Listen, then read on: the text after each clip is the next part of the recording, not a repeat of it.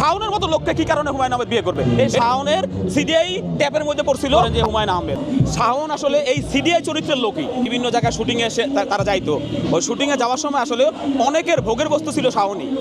Media বা ইসে ভাষা বলে কালচারাল ফ্যাসিস্ট। এই যে ফ্যাসিস্টগুলো ছিল এদেরকে আসলে কি আমরা অন্য যারা পালাইছে বা কিছু লোককেও আমাদেরও যারা উত্তেজিত ছাত্র জনতা কিন্তু কিছু লোকের বিচারও মানিয়ে রাস্তায় যে মব সৃষ্টি যে কালচারটা সরিয়ে হয়েছিল কিছু মব সৃষ্টির মাধ্যমে তাদেরই করা হয়েছে, কিন্তু এই কালচারাল ফ্যাসিস্টে আসলে কোনো শাস্তি পায় না। এদেরকে জুতাপিটাও করা হয় নাই, আপনার কোনো এদেরকে অপমান অবদস্থও করা হয় না। তো ওই সুযোগটা তারা আজকে আপনি দেখতে পাচ্ছেন যে যত দিন মানে গণাচ্ছে তখনই ওই সুযোগটা নিচ্ছে। যেমন কত বড় সাহস আপনি দেখেন, এই শাওনকে যেমন আসিফ নজরুলের শাশুড়ি হয়, আপনি জানেন যে সাবেক উপদেষ্টা, ওই খাতিরে হয়তো বা অনেক সময় ছাত্র জনতা অনেক কিছু বলে নাই, কিন্তু সে দিন দিন মাত্রা অতিরিক্ত আপনারা দেখছেন তার আচরণ। সে এক জায়গায় কী বলতেছে যে জুলাই সিডিআই।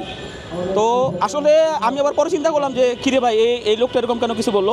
আমরা আসলে কি শাওনকে হুমায়ুন আহমেদের ওয়াইফ হিসেবে যে বিচারটা করি, আমি বলবো আপনারা সবাই ওই জায়গা থেকে সরে আসেন। আমি দেশবাসী জনগণকে বলবো, সে আপনার মনে করেন হুমায়ুন আহমেদের লেখকের ওয়াইফ ছাড়াও তার একটা পরিচয় আছে, সে অভিনেত্রী ছিল। শাওন আসলে এই সিডিআই চরিত্রের লোকই। আসলে আপনি জানেন যে বিভিন্ন জায়গায় শুটিংয়ে তারা যাইতো, ওই শুটিংয়ে যাওয়ার সময় আসলে অনেকের ভোগের বস্তু ছিল শাওনই। তো ওই ভোগের বস্তু থেকে হয়তোবা হুমায়ুন আহমেদের ভোগের বস্তু হয়ে গেছে, ওই জায়গায় ট্র্যাপে পড়ে হয়তোবা হুমায়ুন আহমেদ তাকে বিয়ে করছে।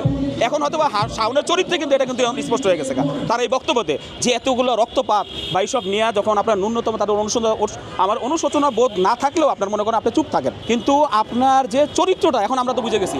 আপনি যে ওই সময় যে সবার যে মনোরঞ্জন করতেন এই সিডিআই দিয়ে, যে আপনার সাথে যে সহ একটারা যারা ছিল ওই সময় মনোরঞ্জন করতেন, বিভিন্ন জায়গায় যাইতেন জঙ্গলে টঙ্গলে, ওই সময় তার আমাদের এসব সোশ্যাল মিডিয়া তো অ্যাক্টিভ ছিল না, হয়তো আপনারও অনেক ভিডিও সিডিআই এরকম অনেক আপনার ভিডিও ভাইরাল হইতো।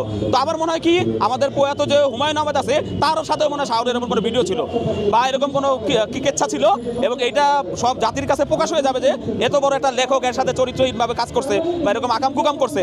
এর জন্য মনে হয় আমার হুমায়ুন আহমেদ চাপে পড়ে শাওনকে বিয়ে করছে, নাইলে এত সুন্দর এত ত্যাগের একটা তার বউ ছিল।